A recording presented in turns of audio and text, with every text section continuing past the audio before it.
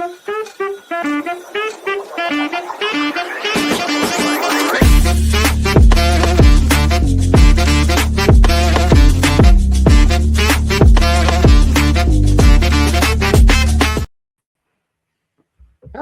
ladies and gentlemen, and welcome to the Pop Spot, where we pop about all the spots we love in professional wrestling.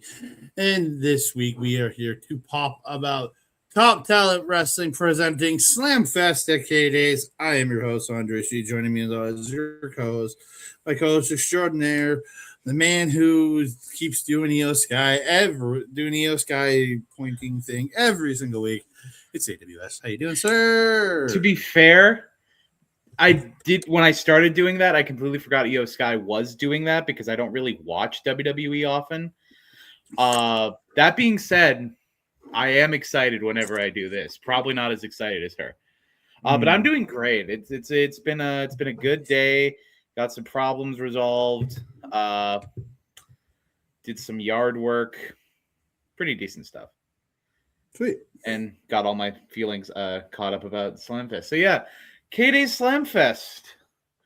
One of our most popular videos was the one from last year. Go check it out if you haven't seen it. But this year, instead of having a couple of big North Americans, they are still North American, a couple of big well-known stars from WWE and other well-known mega indies throughout America, this year they brought in a few luchas from Mexico. Namely the three on the poster here, Yoruba, Ciclón Ramirez Jr., and Aeroboy. Some phenomenal guests. We will get into that. But yeah, it's another 2-day extravaganza, a total of 25 matches. We are only covering half of them because I am only covering the main shows in depth. But before we get into the actual main shows, I do want to give some credit to the people who worked the most on Slamfest. So the way Slamfest worked this year is very similar to how it worked last year, where there were 3 shows throughout the day, 3 mini shows with 2 matches each, 1:15, 3:15, 5:15, with the main show being at 7:30. So there's a total of 8 shows across the 2 days. And only 2 men worked 7 out of the 8 shows. Nobody worked all 8 shows this year. But yes, 2 men worked 7 out of the 8 shows, and those men are Krieger and Weston King. So thank you very much for being the workhorses of Slamfest, the both of you, working almost every show. I was going to put Gussy on that list, but he only wrestled in one of those shows, and the rest of the shows he basically did what he usually does and manages Weston. And, funnily enough, he only did the Shaky Gussy twice. He only did it on the 2 main shows. He saved it for the main shows. So, yeah, thank you, Weston and Krieger, for your service. But that being said, we are going to get into day 1 of Slamfest. And before we start with match number 1, I have a couple of mini highlights from the show. Just like last year, I'm going to highlight a couple of cool things from the mini shows. I only have 2 things here. First of all, a debut of who I can only assume is a Top Talent Wrestling trainee and someone we will be talking about a few times today. Johnny Knight. He had great gear. He looked good. He really resonated with the crowd. People were getting into him. People were cheering for him. Good for you. And he looked pretty good in all of his matches. So good for you, Johnny. And the second thing I want to mention is there is one lucha that is not on this poster that they brought in. A female luchador named Satania, who is constantly credited as the devil's favorite demon. I would like to say that is Kane. So I guess there are 2. I mean, I'm not going to get into it. But I guess he's retired now, so she can be the moniker. I guess, yeah, fair enough. He's retired from being a demon and has resorted to the next best thing for a demon to do, and that is be a politician. So Satania, devil's favorite demon, Hit in her mini match with Riley Rose. Hit an amazing electric chair driver with a bridge. So she had her up on the electric chair position. She did not cross the arms. She just had it like laterally, parallel, and then just fell back with a bridge. It's a simple move, but the fact that she bridged out of it is amazing, and I love that move. But with that being said, we are going to move on to the main show of day one, and we're going to start with match number one. It's a four-way contest. It is the returning from Texas Riley Cruz taking on Big Jesse Youngblood. I just noticed the cartoon Knight. There is no graphic for Johnny Knight that we could find, so that is our representative for Johnny Knight. It was supposed to be Alex Explosion, but he was subbed at the last minute for Johnny Knight. Good for him. Taking on, also returning for the first time in a long while, it is Tren Hendricks. And all I have to say is, wow. This is a great match to start it off with. Mm-hmm. Again, I'm going to try and keep it relatively brief because I have to cover 13 matches on this show. So we have a double underhook suplex to Johnny by Jesse to start off. Very cool looking. And then we have my favorite spot of the match and potentially my favorite spot of the entire 2 days. It's close between this and a couple others. But Tren hits the callback of all callbacks, the callback to last year's Slamfest where he picked up Othias Jones at the stage and ran him down the ramp, powerbombed him into the ring. He did that, but with Johnny Knight this time. Still looks amazing. I am flummoxed that a man can carry another man about 100 feet. Not 500. That's too much. About 100 feet and throw him over. But then again, this is Tren Hendricks, and he is strong. Mm-hmm. So good for you, Tren. I'm hoping we go 3 for 3 at the next year's Slamfest. Then we get to the finish where Tren hits the one-winged angel on Johnny Knight a bit after the powerbomb. But Jesse manages to pick up the scraps and spear Tren after hitting the one-winged angel. Jesse goes up to the top rope, hits a massive Jesse moonsault onto Johnny that makes the ref jump up and struggle with his footing. All I have to say is that ref really needs to work on being a ref. And the 1, 2, 3, Jess picks up the win in the Fatal 4-Way match. Andre, you were here with me on the first day. What did you think? I really enjoyed this one. I thought a great little 4-way to kick it off. Worst ref ever, Matty Styles. Terrible ref. Just the worst. But yeah, really good. I thought really good contest here. There's a really cool spot from Riley Cruz where he hit like off the second rope into like a lion salt, but as he's upside down and like the moonsault lion salt, he kind of twists in the air into a cross body onto Jesse. I was gonna bring that up in his match that he had the next day. That's really a phenomenal move. You could tell that his work down at Reality of Wrestling really helped him out with his abilities. Oh yeah. Phenomenal match. We really move strong. on to match. I was gonna say, I really did like Johnny Knight. I thought it was like, oh sweet, we get some new blood in here. It was really cool to see some new blood in here. So yeah. We have the new blood versus the young blood. We move on to match blood. Yeah. We move on to match number 2. It is the King of Scotland, former King of the Triple Threat, and soon to be, hopefully, new top talent champion if things go well by the end of the year. It is Krieger taking on the debuting El Hadid. I would say debuting from Babylon, Iraq. From Babylon, Iraq. I would say debuting. He actually made his debut at the Edmonton Riverhawks Baseball and Body Slams, which I also went to. I am not covering it because it was one match. It was an 8-man tag, and it was pretty good. El Hadid here coming out with the towel on his back and the beads. There's a lot of reference to the beads throughout the match. He keeps pulling them out, spinning them, doing his little dance, and consistently trouncing Krieger with a series of kicks while he's twirling these beads. But Krieger does come back a bit later, taking the beads from El Hadid and taking control with some heavy strikes. You told me to write this down. I noticed about halfway through the match that El Hadid is a lucha from Iraq who has a yin yang on his tights. So I wrote here, El Hadid is the fusion cuisine of wrestling. Yep.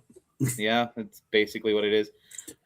We have El Hadid gets Krieger up into a torture rack position, but it is a torture rack, and he goes for a torture rack GTS, but it is reversed. Krieger has the beads. He punches El Hadid in his mask with the beads, the loaded punch. El Hadid is down. Krieger goes for the pin.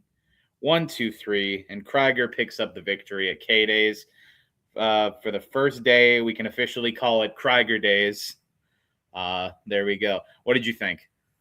I thought really solid match. It was a great spot where Hadid was in the corner, did a somersault out of the corner, up, and then hops up into a cutter on Krieger. I thought really strong looking spot there. But again, I thought overall I really did like this El Hadid. And Krieger just always impressive in what he does, and just always make sure he's getting victories here and there, and just make sure he's getting these wins, Yeah, he doesn't like to lose. You got to keep up on it. Got to keep up on the winning. And this is just building momentum to his big match with Raiden at the next show, which we will be plugging at the end of the show. Next match number 3. It is a triple threat, women's triple threat. It is Ava Lawless taking on Satania, taking on Riley Rose. Phenomenal spot right out of the gate as Riley Rose is caught in the middle of the other two, and Satania and Ava hit a play on total elimination with a leg sweep combined with a spinning heel kick to set the tone of the match immediately. A bit later into the match, Riley bounces Ava off the ropes and hits an absolutely beautiful sky high. Phenomenal. And we get Satania a bit later. I believe Ava is down here, and Satania hits a picture-perfect Brett's Rope moonsault for 2. Phenomenal. We get the finish where Riley catches Satania, hits a rose plant. Her little it's not the rose plant. It's not a rose plant. It's not Bailey's rose plant. It's Riley's rose plant. But it's not a rose plant. The rose plant is Bailey's move. You got to have another name because it's not. Every time you say it, I'm going to say it's not. I'm going to say it's not the rose plant every time you say it because it's not the rose plant. All of my friends are pedantic. It's not the rose plant. It's a rose plant. It's not the rose plant. It's not a rose plant. Okay. Riley hits the rose plant. Her rose plant. Not a rose plant. Jesus Christ, man. Riley hits her move on Satania. Come on. You and I are going to have a talk later. It's a Sister Abigail.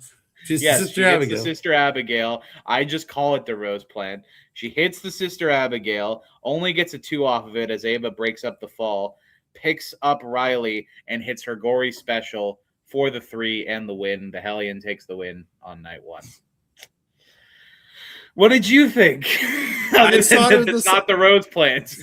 I thought it was a solid 3-way. I thought all 3 of these women were great. Satania with a breath of fresh air here, getting to see just a little bit different stuff from her. The kicks, some of their kicks were absolutely tremendous. Like the range she has on some of her kicks were absolutely tremendous. Riley, you see her improving every time. Same with Ava. They both just keep getting better every time we see them. So absolutely a tremendous match. And Riley with that Sister Abigail. Or Blade Runner, if you want to be nasty. Absolutely was absolutely phenomenal in there. And then Ava getting that kind of pretty much stealing a win here almost, but good for her. What about the Thorn Runner? If you don't want Rose Plant, Thorn Runner. Sure. That works. Thorns. I'm good with that. You just can't call it Rose Plant. All right. I'm calling it the Thorn Runner so you don't have to have that happen to me again. There you go. We move on to match number 4. It is a trios match. Not necessarily Lucha Rules. I don't think it was Lucha Rules, even though they were tagging. They really could have made it Lucha Rules. It is the team of Weston King, Mitch Clark, Ultraviolence, Mitch Clark, and Yoruba taking on the team of Harlon Abbott, Ciclón Ramirez Jr., and Isaac Humungalonga Nonologongus, as I wrote in my notes. The highwayman. The highwayman. He's a man from the highway. And now he's stealing Barricade's color scheme with the black and the yellow, and just... Anyway, the match starts off with something you told me to write down. Mitch possibly throwing gang signs to Yoruba. Yeah. He's doing like... He's using the ultraviolence, but then he starts just moving his hands around like all weird like, and I'm thinking, is he rocking gang signs with Yoruba? Or I'm then like, oh, maybe it's ASL. Thinking it's ASL, maybe. Yeah, I don't know, because could be American, it could be sign language. I mean, if you don't know how to speak Spanish, you got to talk to your partner somehow. It's just the way he was doing it. Look, he was like, he was throwing up gang signs. I was like, fair. Yoruba and Ciclón open up this match with a phenomenal lucha exchange. Absolutely flipping, the spinning arm drags, just a masterclass in lucha. And they rightly get a standing ovation after their sequence is over. And they go to shake hands. Yoruba flips Ciclón off, and then goes out and tags out to Weston as Ciclón tags out to Harlon, as we get the 527th Weston versus Harlon segment. We get a bit later in the match, we have a beautiful dragon suplex by Mitch, as well as a 10-second stalling suplex.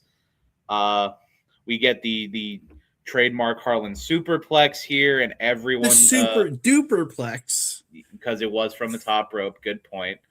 Well, it's super duper because he does the bounce up, so it's super duper. Yeah, he does the bounce up, and everyone else loses their footing. Phenomenal. We get a winds of change. I forgot to write down who hit the winds of change.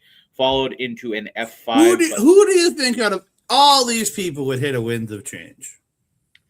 You're right. It's Weston. Yes. Yeah. So Weston hits a winds of change to one. I think it was Isaac, and then Harlon hits an F5 to Weston. Yoruba cross bodies Harlon from the corner. Isaac hits the buckshot lariat. Mitch hits the spinly binley on Isaac. We love it. Ciclón hits an absolutely amazing spinning arm drag. I wrote it as the arm drag Technico because they call Technico. Yeah. And followed by a Weston forearm to Ciclón and Isaac Halunga jumping knee into Harlon's code breaker. Phenomenal sequence of signature moves there. Finish is Weston goes up top to hit his moonsault, but I don't have it here if he misses. No. Or if Weston got put up top. Weston got put up top because he had taken I think he took a destroyer or something, and then got hit with a bunch of kicks. So they put him up top, and oh my god! So Weston gets put up top, then Isaac goes out and dives on the other two heels. Harlon follows after him, diving on everyone. And then Ciclón hits a massive top rope Hurricane Rana on Weston to get the pin. Not even a Rana. He jumped up in the air, flipped over, spun, grabbed him with a head scissors, and head scissored him off the top. Just went with the feet around the face and yanked him off the top. Just insane. It was insane. Phenomenal. It was a phenomenal finish, and Ciclón, of course, picks up the win there. He runs around and, claps hands with the crowd. Very, very, very humble guy and very big on having the fans have a good time. This is a phenomenal match. Yeah, absolutely tremendous. I would talk about this match for another 10 minutes, but there is too little time. Yes. Yeah. We move on to match number 5. It is a singles contest. It is Andy Anderson, El Lobo himself, taking on Andre's favorite person, Mo Jabari. He's not my least favorite of all time, but I don't care for him. It's not true. This match opens up with a long and sorted set of promos. Andy makes his entrance. The face team is. Oh yeah, sorry. There's something here before during the entrances. As Andy is making his entrance, the face team is still coming back from their win from the previous match. The trio's face win team. Andy looks at them and he thinks for a second, goes back, grabs a chair to protect himself as he makes his entrance, and he even takes a swing at them.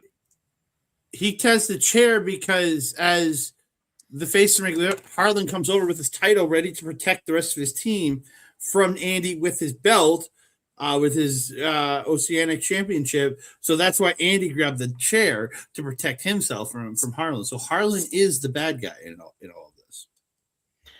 Fair. Then Mo makes his entrance and he goes around the crowd lifting kids' arms in victory. And I have an Andre quote here: "Children are the worst." I didn't say that. You can't. You did in fact say that. You can't prove that. They believe me. I never said children are the worst. Never said. Anyway, that. Andy threatens to leave. Weaponize the children. Sure. I agree that weaponize. We'll get some weaponizing the children later. Andy goes to leave. Mo hits him from the back, and then there's a lot of yelling, a lot of. There's a point here where Andy's like, "Ivan, you tell these people that if they say Andy sucks one more time, then I'm going to leave." And Ivan like rolls his eyes and he says, "Don't say that, guys," or something of that ilk. Yeah. Okay, and there's a. Then Andy goes to leave, but then Mo brings him back, tossing him in the ring. Yeah, the match finally starts. Yeah, we finally get the beginning. Andy throws Mo into the corner. There's a loud bang, and then I realize it's because the steps are slightly off kilter and don't lock in properly. Mm-hmm. And Andy slams Mo onto the ramp. Ouch. We get a choke slam from Andy Anderson for 2. And we get the finish where there is we get a sunset flip by Andy, which is reversed into the Davey Boy Smith SummerSlam 92 finish. The really tight small package. Mo picks up the win here from El Lobo. It was a serviceable contest. So you jumped over my biggest highlight of this entire match. That was all of my notes, so please tell me. So at ringside with what about Ivan was sitting? He had a couple children sitting with him, just getting some awesome seats. Yep. And Mo puts Andy in a chair on the outside, goes over, picks up one of these children, uses the child as a battering ram, and runs the child into one Andy Anderson, knocking him out of the chair. Absolutely tremendous spot. I thought that was a different match. Yes, and correct. Weaponize the children. That is what needs to be done in society. And then, that driller killer he hit the Mo in this match was absolutely tremendous. It was a phenomenal driller killer. I forgot to write that down. Thank you for that. Mm-hmm. Good match. I thought good match. I thought I had a really good match here. Yeah, good match. Absolutely. Even for Mo Jabari, it was a good match. That's high praise. And now we move on to the main event of night 1. It is a match for the Top Talent Wrestling Championship. It is the Omen, Gabriel Lestat, defending his title against Aeroboy. Aeroboy, lucha sensation, someone that it was my first time watching, but Andre's watched him in the past twice. My second? No, this is my second time. Oh, this is your second? So now you've watched him twice. We get an opening where Aeroboy ties up Omen in knots really quickly early, showing his technical ability. But Owen manages to throw Arrow off. And this is where I noticed Arrow's back, and this is something I didn't know until you mentioned it. I did not know that Aeroboy does deathmatch. So he's got really good technical, he's got lucha, and he's got deathmatch. He's a triple threat. Later, go ahead. It's just, you can see all the scars on his back, man. It's crazy. Yeah. A bit later into the match, Omen and Aeroboy take turns faking each other out with dives. Like one of them's outside, and then one of them goes to dive, but he stops at the last second, taps the temple. Omen eventually does hit a tope suicida here onto the outside, which clatters the barricade. Speaking of that dive, we missed it in the triple threat or the trios match. There was one where Ciclón did a suicide dive to Yoruba, and they went into the barricade, and the barricades fell over into the fans. Yeah, I wasn't gonna bring that up, just because I didn't want to. I wanted to respect the fact that the fans were possibly hurt, but they were fine. Yeah, they were fine. That was scary. That being said, the people in the front row, I didn't hear any of them were injured. I didn't see any medical, so everything was fine. Thank goodness. Yeah. So back to this match. Great, big, beautiful tope suicida by Omen, though. Phenomenal tope by Omen. Speaking of beautiful things by Omen, Omen hits a beautiful combinación cabron for 2. We get the gory stretch by Aeroboy is reversed into Omen's tarantula. Then Omen gets up on the top rope and hits his flying axe handle or axe bomber, or he crowned him, whichever one you want. He crowned him. He did in fact crown him. We have the finish where Arrow goes for a suplex. Omen slips out last second, gets back onto his feet, pushes Arrow away, bounces off the ropes himself, and hits a Destino. Phenomenal for the 3 and the retention. Omen picks up the win in the main event of night 1. Your thoughts? Great match. There's some really cool spots in here. Huge tope suicida through the corner by Aeroboy. Like he went through the corner, like just going right past the post. Looked incredible. There's a cool spot. That beautiful Spanish fly off the top by Aeroboy looked really good. Yeah, just obviously a tremendous match. When this card was announced and this match was announced, I was like, yeah, I'm going to go to the show because this is kind of the match that made me want to go to the show. But again, I thought this was a really strong match between the two of them, and that ending with a teardrop suplex and then follows it up with that Destino, absolutely tremendous. Yep, absolutely. It was a great way to cap off the night. We're not going to do our match of the night for night 1 right now. I think we just trios match. Okay, we're doing it now. Done. Night 1 match of the night is trios match. It was very obvious I was going to put it towards the end, but fair enough. Yeah, the trios match was by far the best match on the night, but that's not to discredit any of the other matches. They were all great. But that being said, we are going to move on to night 2 of Slamfest. And the 2 mini highlights I have here are actually both from the same match, which is a trios match. Ava, Ciclón Ramirez, and Trent Hendricks taking on Andy Anderson, Yoruba, and Satania. 2 things from this match. First of all, Riley Rose does a run-in. She runs in and attacks Ava. Obviously, no DQ. But, Riley beats up Ava and then runs off. Everything's cool. The other thing, Satania later in the match hits a beautiful, she goes to the top rope and then bounces and hits a beautiful arc on her moonsault to everyone on the outside. So all 5 of them splat, and it was an absolutely beautiful spot. Sweet. And now we move on to the main show of night 2. 7 matches on this card, starting with the tag match. It is the team of Mitch Clark and Trent Hendricks, or as we're going to call them, actual or natural ultraviolence, taking on the team of Jesse Youngblood and Alex Explosion, or as I wrote here, Big Explosion. Because Big Jesse Youngblood, Alex Explosion. Big Explosion.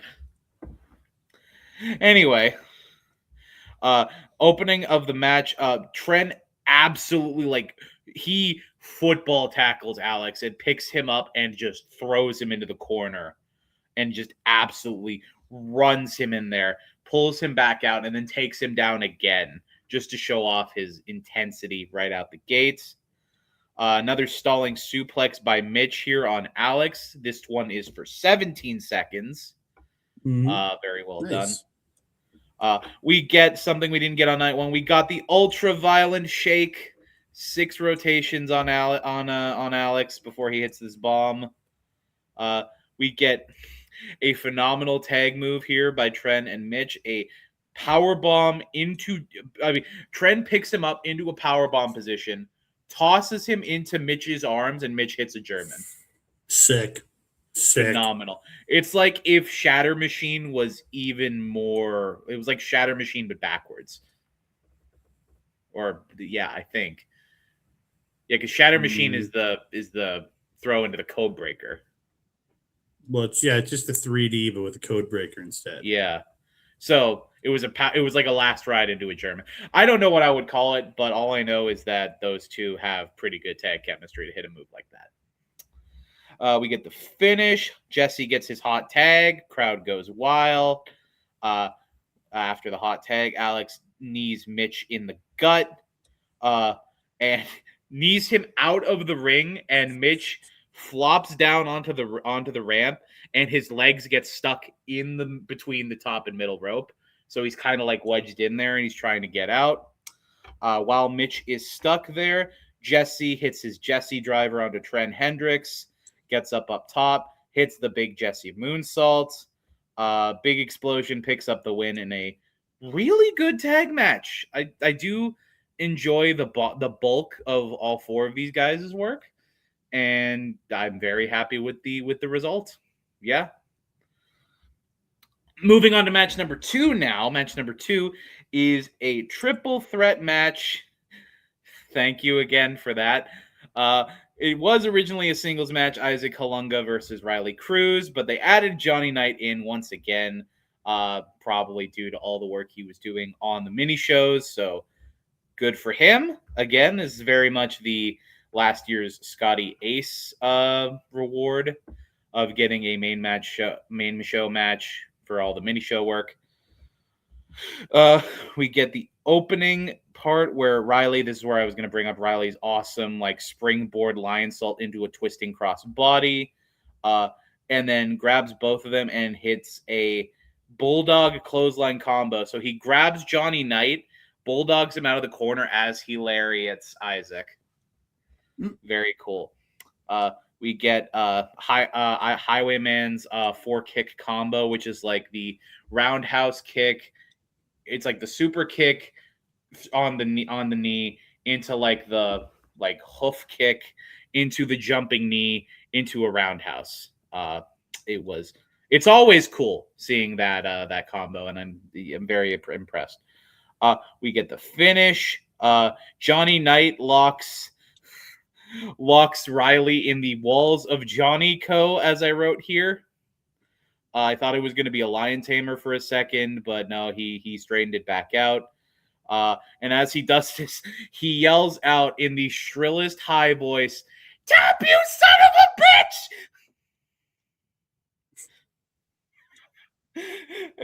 I was sitting there with Eric, by the way. Shout out to Eric for sitting with me for the whole day and just being a cool dude all around. We were just dying when he did that. Highwayman hits his Claymore to Johnny's face in the middle of his submission. Johnny is down. Isaac picks up the pin on Johnny and picks up the win here. Crowd was very, very happy for him, and so was I. This was a great triple threat. Solid. Yeah, very solid. Very happy with the bulk of all these guys. I was not at this show, so that's Andre was not at this show. He doesn't have a lot to add, so he's hearing a lot of this for the first time. Mm-hmm. We move on to match number 3. It is a singles match. Andy Anderson taking on El Hadid. Andy, of course, at the beginning of every match he does these days, grabs the mic, calls everyone ignorant, smelly, and disgusting, and says that the word of the day is mouthwash. Which, honestly, we were at K-Days. The word of the day should have been deodorant, but I respect Andy for being more creative.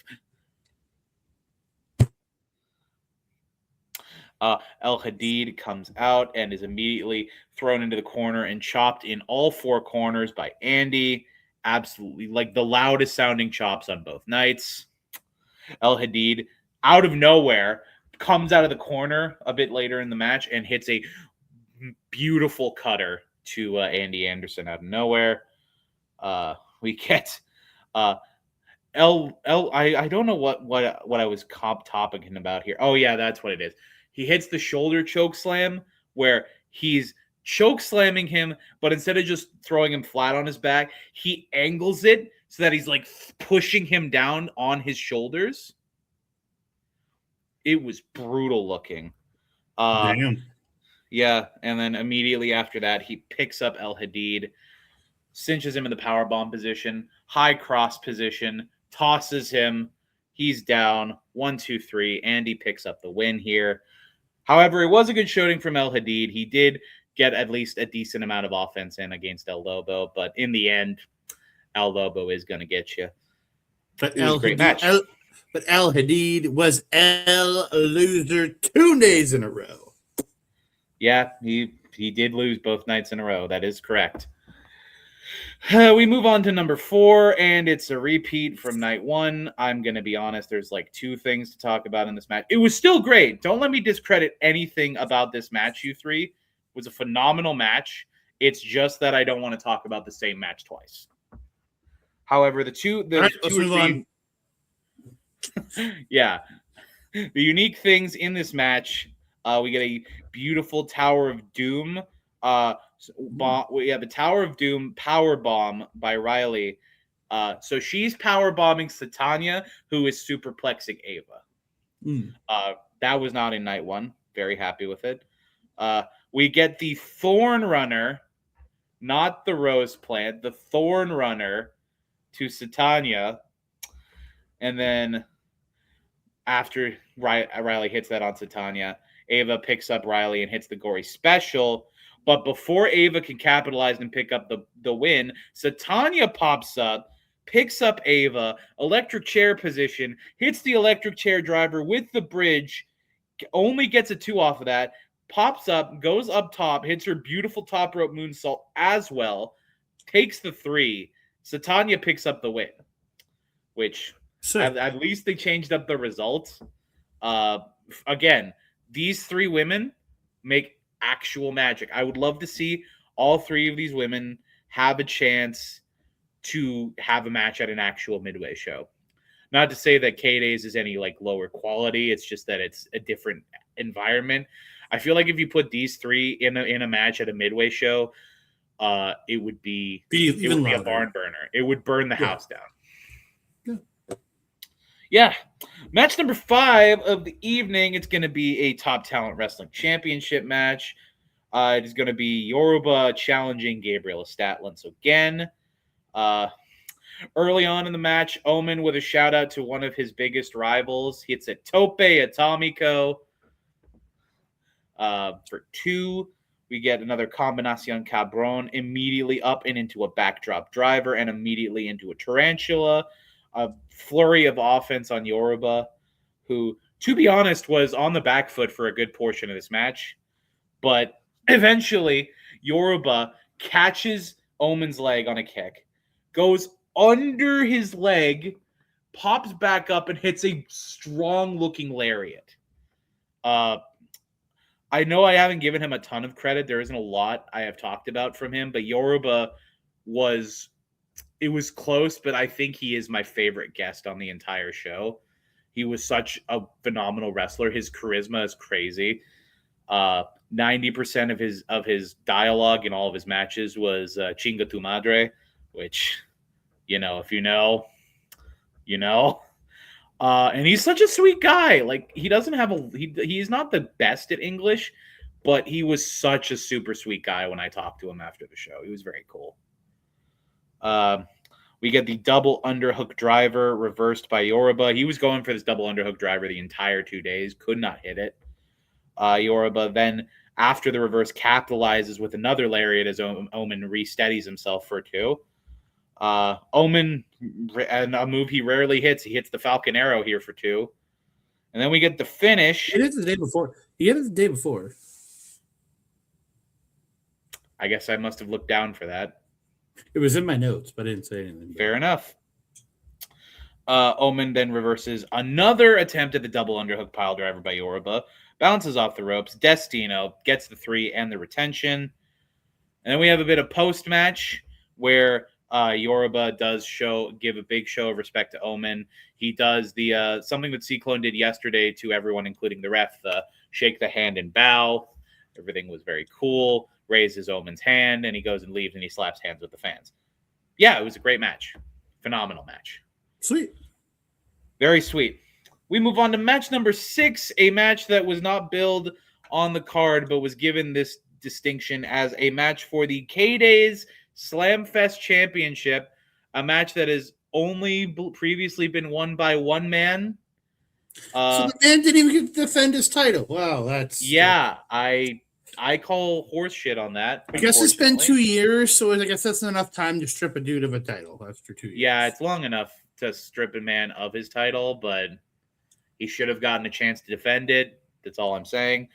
But this match for the Slamfest Championship is Mo Jabari taking on Krieger. So Krieger once again gets a shot at officially cementing K-Days as Krieger Days. We begin with a fight on the stage from both of them. Krieger eventually tosses Mo off the stage and he splats on the concrete. They continue to fight through the crowd, and they actually fight around the stage, around the bleachers, to the point where I couldn't see them anymore, but I did hear some throwing into the garbage cans, I believe. They come back and they both go over the barricade. Even though nobody should be crossing the barricade, they go over the barricade, get into the ring. Krieger gets a chair and swings it at Mo before the bell manages to ring. Mo then grabs the chair after recovering, sits Krieger in the chair, and then boots him hard, and he just falls back. Then he kicks the chair out, and they both go in the ring. The bell rings finally, and we can actually start proper. Mo hits a massive DDT out of the gate, only for 2. And a bit more back and forth, and we get the finish. Mo, honestly, out of nowhere, he hits a move, and then he locks Krieger in the sharpshooter in the center of the ring, nowhere to go. Krieger does unfortunately tap out here. Mo picks up the win and wins the K-Days Slamfest Championship. It is no longer Krieger Days. I'm so sorry. Yeah, I will say, it was a good match. It was a really good match. It would be good. It's Mo Jabari, so the best you get is good. Come on, Mo Jabari. No Mo. You see, it has a potential to be great because Krieger is there. Yeah, but because Mo's there, it brings it down to only good. It's unfortunate, but it was a good match regardless. Then we move on to the main event We love you, Mo. And we love you, Krieger. We move on to the main event of K-Days, the main event of night 2. It is a fatal 4-way contest. It is Harlon Abbott taking on Aeroboy, Ciclón Ramirez Jr., and Weston King. And a few people were confused. A few people thought this was going to be for the Oceanic Championship. But no, that is not the case. And it's not for either of Ciclón Ramirez's belts, because he came out with 2 belts here at the main event. One of them being the MexiFest belt, which understandably why that wouldn't be defended there. The other belt, I honestly don't know what it is. I want to say it's for a promotion in Mexico. Could be wrong. Yeah, so we move on here.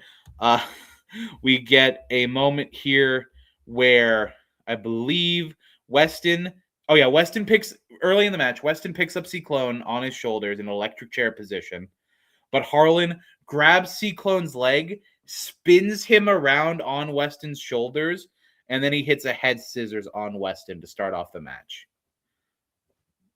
Very cool. We get Weston catching Aeroboy mid springboard. He's doing the lethal injection springboard where he runs towards the ropes on the hands, bounce off the ropes, back out. He gets caught there by Weston, picked up into a torture rack, which is spun into a power bomb. Very cool. This is my spot of the night. Ciclón gets up onto the top rope and hits a motherfucking top rope crucifix driver to Aeroboy. Brutal looking, but only manages 2 as Harlon breaks it up. Okay. We get a heel. Harlon picks up Ciclón in the healer driver, extends it, throws him down. 1, 2, but Weston breaks it up before he can get the 3. We get the finish here, where we get the same thing as the trios match. I believe the flipping top rope head scissors like where he spins around and hits the head scissors. We get the 1, 2, 3. I believe he hits it on Weston here. 1, 2, 3. Slamfest ends with Ciclón Ramirez Jr. on top. He once again goes out, claps hands with all the fans, but he does grab the mic and hits a very humble, very nice Technico promo. The majority of which I unfortunately could not understand and did not record it, so Andreas could translate it for me. But that's my fault. It was still a phenomenal promo. The crowd still lit up, and you could tell there was actually a decent amount of people that knew Spanish in the crowd because people were cheering for stuff he was saying in Spanish, which is really cool. Ciclón thanks the crowd, blah, blah, blah. Muchas gracias, Ciclón. And that is how we end K-Day Slamfest 2026.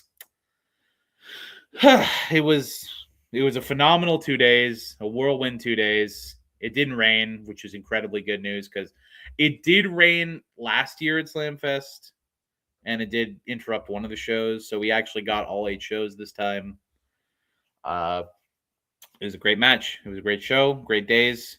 My match of the night for night 2 is probably going to be the Fatal 4-Way. Again, they're all so close that you can't really fault one or another for being bad or worse than the other. They're all basically on the same level, but it's the fact that Ciclón is there, Aeroboy as well, but especially Ciclón, that really took that Fatal 4-Way to the next level. So the Fatal 4-Way is my match of the night and night 2. But if I had to pick a overall Slamfest match of the event, it is going to be the Trios match. I just had so much fun watching that. And everyone in that match deserved to be in that match. And they all did amazing stuff in that match. Mm-hmm. So yeah, overall, K-Day Slamfest was a lot of fun. I do know they got a decent amount of footage, a decent amount of clips from a couple of different cameras, including a drone, which they did not have last year. They had a drone, and they were picking up footage all throughout day 1 with this drone. They did not use the drone at all. Can we talk about the drone now? We didn't want to talk about it during a recap of the match, but during Andy versus Mo, during Andy versus Mo, someone, will let them remain nameless, was flying the drone around, went right above the ring, and then shot it super high up into the air, right, to get that super long distance shot. They come back down, but they start going towards the stage way too quickly. It hits one of the arms on the stage, bounces off that, recovers, but then hits another arm that's coming off the stage, bounces, and then crashes. It's hilarious. Yeah, it hits a piece of truss on the stage, recovers, hits actually, instead of another piece of truss, it hits a light fixture. And then it falls down, and it actually falls into the audience. Yeah, it fell in, hit like kind of fell onto an audience member. I was like, what the shit, man? Yeah, I will let whoever that driver know that I understand. I have tried flying drones before, and I have struggled flying drones, so I totally get it, but you'll get it next time. But with that said, we've come to the end of another episode of the Pop Spot. But before we go, I want to let you know where you can find us. Where can they find you, my friend? Yeah, absolutely. You can find me on the Blue Sky at awscomedy.bluesky.social. You can find me on the Instagrams at awscomedyeg, where I promote all my comedy, improv, pop spot, all the stuff I do. That's my primary way of getting in contact with me is the Instagram.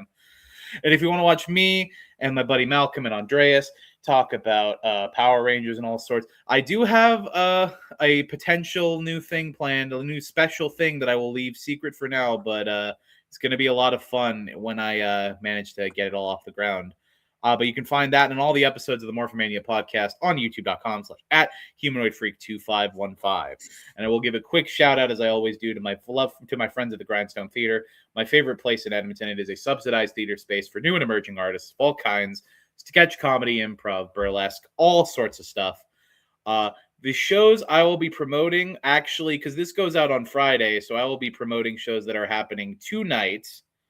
That being said, I know it's a bit short notice, but these are 2 shows that I very much am for. And those 2 shows are going to be at 7 o'clock tonight. It is crowd worked, a phenomenal comedy show that is all crowd work, all stuff made up on the fly. It's a lovely mix of comedy and improv at times. And on this show, we have featuring Mo Kezi, Noah Brodeur, Kevin Gonzalez, Ali Alora, and the host, the incomparable Katie Yonner, who is known for a lot of her work in Fringe, stand-up, and improv, and clown all across the city. And then a couple hours after that, speaking of Fringe, we have a holdover show from last year's Fringe, one of my favorite holdover shows from last year's Fringe, Kamal Aladdin's The Art of a Con. It is a phenomenal hour and a half routine, an hour and a half story about one of the greatest cons that Kamal Aladdin had ever pulled on anyone. It is... I've watched this show a couple of times, at least 3, and it is a show that I am very much believe in. It is a funny story told by a charismatic dude and directed by another charismatic dude. So if you're going to check out any show I promote tonight, definitely go and check out Art of the Con if you can. It may be your last chance. But that's enough from me. Andre C., where can they find you, my friend? Blue Sky, the candidate, a candidate dude, over on our local establishment on Twitch and YouTube. Check us out as I do the show Marvel Talk, which we just did an episode as this comes out on Friday. We just did an episode Thursday night, chatting episodes 4, 5, and 6 of X-Men 97. We will be back on August 2nd to do the Spider-Man Brand New Day. We're going to review that on Sunday, August 2nd. Then you can find a bunch more from there, and then you can see me every Sunday there at 11 a.m. Eastern Standard Time, where I do my show, Point of View, where we chat the world in sports. But mainly, you can find me right here, Backbreaker Video, where we do our show with PopSpot. PopSpot Presents, a great episode that we just dropped. PopSpot Presents with Nasty Nixon was absolutely tremendous. Please go and check that out. And then all the other great content right here on Backbreaker Video, including all the great back catalog of professional wrestling that is here on the channel, along with the AEW watch-alongs that one Mr. Mike the Ref does. So you can check those out. And then if you want to check out all that content live, you can also see it over at twitch.tv/Mike the Ref. And speaking of live, after every episode of every watch along with AEW, he does Backbreaker Pro Wrestling featuring the Pop Swap Monsters with some random dude who's their champion.